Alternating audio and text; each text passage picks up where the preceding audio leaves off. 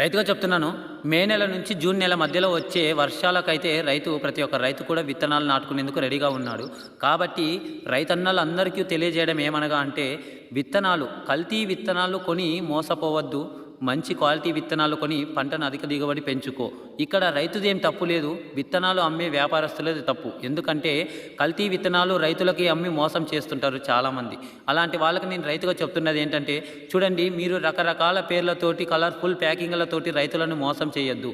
ఏవైతే అక్కడ పెద్ద కంపెనీల నుంచి మంచిగా అధిక దిగుబడి పంటలు పండే విత్తనాలు ఉన్నాయో అవి రైతులకి ఇచ్చి మంచి చేయండి.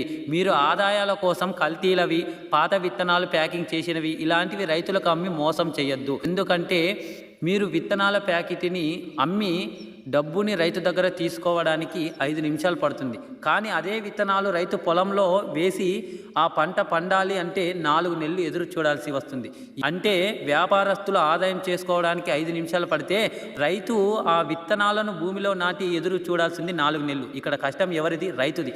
చూడండి, వ్యాపారస్తులకు మరీ చెప్పేది ఏంటంటే, మీ ఆదాయాల కోసం, మీ సంపాదన కోసం రైతులకు కల్తీ విత్తనాలు అమ్మద్దు. ఎందుకంటే ఏవైతే తన పొలంలో విత్తనాలు నాటుకోవాలని రైతు వస్తున్నాడో ఆ రైతు ఇతరుల దగ్గర అప్పు చేసి మళ్ళీ అప్పు తీసుకొచ్చి ఆ విత్తనాలు కొనుగోలు చేస్తున్నాడు. దయచేసి రైతుని మోసం చేసి బాధ పెడితే ఆ పాపం మీకు ఊరికనే పోదు. ఎప్పటికో ఒకసారి మీరు ఖచ్చితంగా అనుభవించడం జరుగుతుంది. కాబట్టి రైతులకు మంచి చేయాలనే ఆలోచన మాత్రమే మీకు ఉండాలి. సరేనా?